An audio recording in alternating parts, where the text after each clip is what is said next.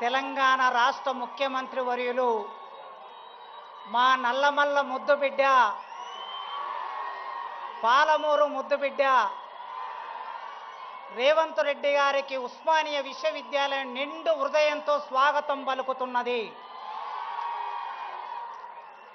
వారితో పాటు మంత్రివర్గ సహచరులున్నారు, వివిధ హోదాల్లో ఉన్న పెద్ద మనుషులున్నారు, ఐఏఎస్ అధికారులున్నారు. అందరికీ పేరు పేరున స్వాగతం పలుకుతున్నాను. ఆర్ట్స్ కళాశాల తెలంగాణ రక్త మాంసాలతో నిర్మాణమైన ఆర్ట్స్ కళాశాల ముందు చరిత్రలో 1965లో ఈ దేశ ప్రధానమంత్రి ఇందిరాగాంధీ గారు ఈ ఆర్ట్స్ కాలేజీ మెట్లనెక్కారు. ఆ తర్వాత మొదటి ముఖ్యమంత్రి ఈ ఆర్ట్స్ కాలేజీ మెట్లెక్కారు రేవంత్ రెడ్డి గారు. చరిత్ర మౌనంగా ఉంటుంది, చరిత్ర సంభాషిస్తుంది, చరిత్ర ఒక్కొక్కసారి సంవాదం నడుపుతుంది. అలాంటి చరిత్రలో భాగమవుతున్న ముఖ్యమంత్రి వర్యులు ఎప్పుడో 25-30 ఏళ్ల కిందట గీతమ్మను ప్రేమించాడు, పెళ్లి చేసుకున్నాడు.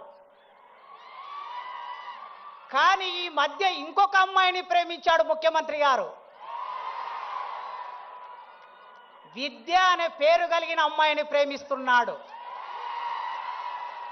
విద్య, వారు ప్రతి ఉపన్యాసంలో విద్య గురించి మాట్లాడుతున్నారు. నిన్న గ్లోబల్ సమ్మిట్లో కూడా విద్య గురించి మాట్లాడారు. ఆ విద్య అనే అమ్మాయిని ప్రేమిస్తున్నారు. ఆ ప్రేమ వారి గొంతులో ప్రాణం ఉన్నంత వరకు కొనసాగించాలని ఒక టీచర్గా కోరుకుంటున్నాను.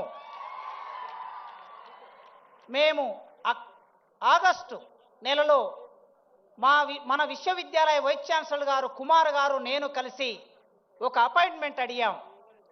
సాంఘిక సంక్షేమ శాఖ మంత్రివర్యులు అడ్లూరి లక్ష్మణ్ గారి ఆధ్వర్యంలో మేము ముగ్గురం వెళ్ళి సీఎం గారిని, అన్నా ఒక్కసారి ఉస్మానియా విశ్వవిద్యాలయానికి రండి, అక్కడ ఉన్న సమస్యలు చూడండి, ఆ సమస్యలను పరిష్కరించడానికి ఒక ఆలోచన చేయండి, మీరు తలుసుకుంటే విశ్వవిద్యాలయం రూపురేఖలు మారుతాయని మేము ఒక రిక్వెస్ట్ పెట్టగానే ఆయన ఒక మాట అన్నాడు, వైస్ ఛాన్సలర్ గారు, మంత్రి గారు, ప్రొఫెసర్ గారు వస్తున్నా, మీరు ఏర్పాట్లు చేసుకోండి అన్నాడు. ఇచ్చిన మాట ప్రకారం మేము సభలు పెడితే మా దగ్గరికి వస్తే మేము వారికి ఓట్లే ఇచ్చేది లేదు, మేము చందాలు ఇచ్చేది లేదు, మేము డబ్బులు ఇచ్చేది లేదు. కానీ ఇచ్చిన మాట ప్రకారం వచ్చారు. ఆగస్టు 25వ తారీఖు నాడు మన ట్యాగూర్ ఆడిటోరియంలో జరిగిన అద్భుతమైన సభలో వారు మా వీసీ గారు వెనక ముందాడారు డబ్బులు అడగడానికి. అయినా వారే చొరవతో 1000 కోట్లు ఉస్మానియా విశ్వవిద్యాలయానికి ప్రకటిస్తున్నా అనే మాట ఇచ్చారు. ఈ రోజుల్లో ఇచ్చిన మాట మీద నిలబడే రాజకీయ నాయకులు ఎందరండి? చాలామంది ముఖ్యమంత్రులు నేను 30 ఏళ్ల కాలంలో విద్యార్థి రాజకీయాల్లో ఇప్పుడు చూస్తూ ఉన్నాను.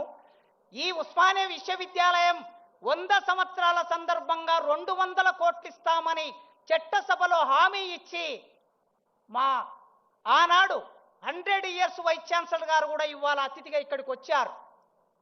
మాట ఇచ్చి మాట నిలబెట్టుకోలేదు. కనీసం 30, 40, 60 కోట్లు కూడా ఇవ్వలేకపోయారు. కానీ మొన్న మేము మళ్ళీ వెళ్ళినప్పుడు ఆయన అన్నాడు, 3 నెలల కాలం, ఆగస్టు నుంచి సెప్టెంబర్, అక్టోబర్, నవంబర్, ఇప్పుడు డిసెంబర్లో ఉన్నాం, 3 నెలల కాలంలో జీవో తీసుకొని, మీరందరూ వాట్సాప్ చెక్ చేసుకోండి, 1000 కోట్లకు సంబంధించిన జీవో తీసుకొని ముఖ్యమంత్రి గారు ఇక్కడికి వచ్చారు.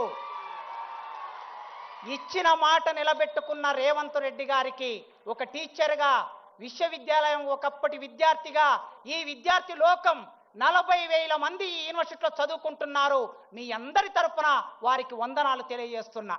ఇక మిగిలింది 1000 కోట్లతో అందమైన భవనాలు 24 నెలల్లో వారు అనుకుంటే నిర్మాణం జరుగుతుంది.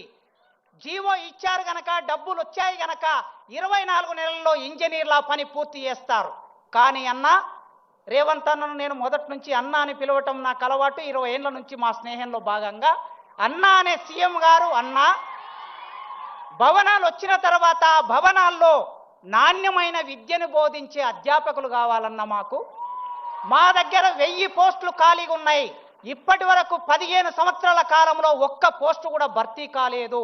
మా విద్యార్థులు మీరు ఎప్పుడు అంటూ ఉంటారు, నాణ్యమైన విద్య కావాలంటారు. నాణ్యమైన విద్య కావాలంటే నాణ్యమైన విద్య బోధించి అధ్యాపకులు కావాలి. ఈ వేదిక మీద నుంచి నేను సవినయంగా కోరుకుంటున్నా, అధ్యాపకుల రిక్రూట్మెంట్కు సంబంధించి ఒక 15 రోజుల్లో మీరు ప్రాసెస్ మొదలు పెడతారని, మీరు మాట ఇస్తారని కోరుకుంటున్నాను. తప్పనిసరిగా చివరికి ఒక్క మాట చెప్పి ముగిస్తా. మేము మొన్న వీసీ గారు నేను వెళ్ళాం ఈ సమావేశానికి ఆహ్వానించడానికి. వారే ఒక మాట అన్నారు, ప్రొఫెసర్ గారు ఢిల్లీలో జేఎన్యూ ఉన్నది, మరొక చోట ఆక్స్ఫోర్డ్ ఉన్నది, ఇంకొక చోట స్టాన్ఫోర్డ్ ఉన్నది. ప్రపంచంలో ఈ విశ్వవిద్యాలయాల పేర్లు చెప్పుకుంటున్నారు. మరి తెలంగాణలో హైదరాబాద్ నగరంలో 100 సంవత్సరాలు పూర్తి చేసుకున్న ఈ ఉస్మానియా విశ్వవిద్యాలయం పేరు వాటిలాగా చెప్పుకోవాలి కదా అన్నారు. చాలా మంచి మాట చెప్పారు వారు. ఆ మాట వారే చేయగలరు. ఖచ్చితంగా ఈ ఉస్మానియా విశ్వవిద్యాలయం నాకు 16 సంవత్సరాల సర్వీస్ ఉన్నది. మీరు ఇంకొక 1000 మందిని భర్తీ చేస్తే వాళ్ళు 30 ఏళ్ళు పనిచేస్తారు. రాజకీయ నాయకుల జోక్యం లేకుండా, ఎమ్మెల్యేల జోక్యం లేకుండా, ఎంపీల జోక్యం లేకుండా, మంత్రుల జోక్యం లేకుండా పూర్తిగా సెలక్షన్ కమిటీకి వదిలేయండి. తప్పనిసరిగా నాణ్యమైన ప్రొఫెసర్లను భర్తీ చేసే బాధ్యత మా యూనివర్సిటీ వైస్ ఛాన్సలర్ కుమార్ గారు తీసుకుంటారు. ఈ విశ్వవిద్యాలయాన్ని మీరు 2047 అన్నారు కదా, ఆ 47 కాదు 2037. ఇవాళ 25 ఉన్నాం, 35కి వచ్చే నాటికి ఈ విశ్వవిద్యాలయం రూపురేఖలు మీ నాయకత్వంలో మార్చగలం. ఆ హామీ ఇస్తూ నాకు ఈ అవకాశం ఇచ్చిన మీకు వందనాలు తెలియజేస్తూ ముగిస్తున్నాను. Thank you. తెలంగాణ